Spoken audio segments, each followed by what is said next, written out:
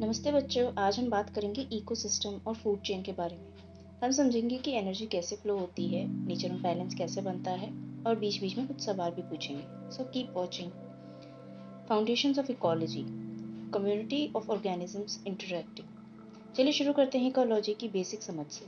Ecology का मतलब है कि जो भी लिविंग कम्युनिटीज़ हैं, जैसे एक तालाब के अंदर मछलियाँ, मेंढक और पौधे, वो अपने आसपास के एनवायरनमेंट के साथ कॉन्टिन्यूसली इंटरैक्ट करते हैं। Biotic and abiotic components, living versus non living. हर इकोसिस्टम दो चीज़ों से मिलकर बनता है। पहला होता है बायोटिक, मतलब जो लिविंग है, जैसे एक चिड़िया, एक पेड़ या एक कीड़ा। और दूसरा है एबायोटिक, जो नॉन लिविंग है, जैसे पानी, मिट्टी, धूप और हवा। The sun as energy source, sun radiating energy to earth. सूरज ही वो अल्टीमेट पावर सोर्स है जो पूरी जिंदगी को चलाता है। सूरज से मिलती है लाइट, हीट और वो एनर्जी जो फोटोसिंथेसिस के लिए ज़रूरी होती है। जैसे गर्मी में हम धूप में बैठे हुए पौधों को बढ़ते हुए देखते हैं, वहाँ सूरज की एनर्जी है। Producers, plants converting sunlight to glucose. Producers होते हैं लाइफ के ग्रीन इंजन्स। ये अपने अंदर फोटोसिंथेसिस के थ्रू सोलर एनर्जी को कैप्चर करते हैं और ग्लूकोज बनाते हैं, जो पूरे फूड चेन का सबसे पहला और सबसे ज़रूरी बेस होता है। जैसे आम का पेड़, धान के खेत या घर की तुलसी, सब प्रोड्यूसर्स हैं। Consumers, animal eating other organisms. Consumers अपनी एनर्जी दूसरे लिविंग ऑर्गेनिजम्स से लेते हैं। इन्हें तीन तरह में बांटा जाता है।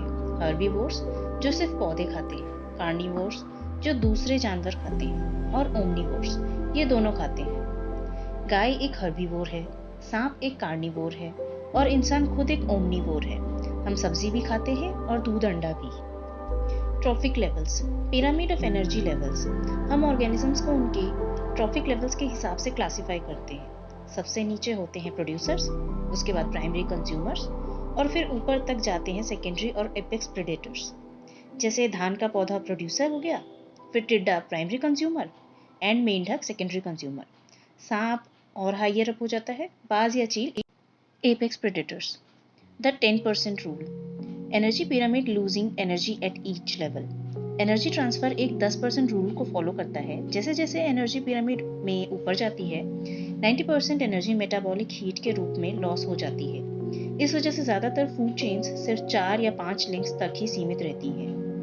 जैसे अगर आप एक रोटी खाते हो तो उसकी पूरी एनर्जी आपके शरीर में नहीं रहती, कुछ गर्मी के रूप में निकल जाती है। वैसे ही नेचर में भी होता है। Food chain versus food web, linear chain transforming into interconnected web. Food chain एक सीधा लीनियर एनर्जी का फ्लो दिखाता है, लेकिन फूड वेब ज़्यादा कॉम्प्लेक्स होता है। उसमें कई फूड चेन्स आपस में जुड़ के एक इंटरकनेक्टेड नेटवर्क बनाती है, जो इकोसिस्टम को ज़्यादा रेजिलियंस देता है। एक ही जंगल में बाघ सिर्फ हिरन नहीं, बल्कि जंगली सुअर और खरगोश भी खा सकता है।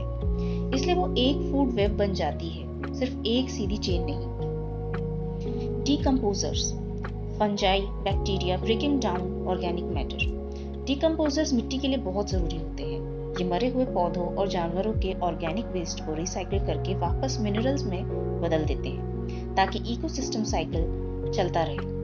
जब सूखे पत्ते जमीन पर गिरकर सड़ जाते हैं तो वो मिट्टी के पोषक बन जाते हैं। ये काम फंजाई और बैक्टीरिया करते हैं। Ecological disruption, timeline showing collapse of food web. Ecological disruptions अक्सर एक पैटर्न फॉलो करती हैं। जब एपेक्स प्रेडेटर्स का ओवर हंटिंग होता है तो नीचे के जानवरों की पॉपुलेशन अचानक बढ़ जाती है, जिससे ओवर ग्रेजिंग होता है और आखिर में पूरा फूड वेब क्रैश हो सकता है। अगर सुंदरबंस में बाघ खत्म हो जाएं तो हिरन और सुअर की संख्या बहुत बढ़ जाएगी और वो जंगल की वेजिटेशन खत्म कर देंगे। अब स्क्रीन पे लिखे हुए क्वेश्चंस को आप लोग पढ़िए और try to answer it in the comments.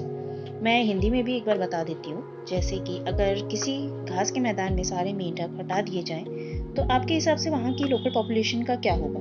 अपने थॉट्स कमेंट्स में ज़रूर बताएं। और अगर मेरा कंटेंट अच्छा लगा हो तो please like, share and subscribe. Thank you, bye bye.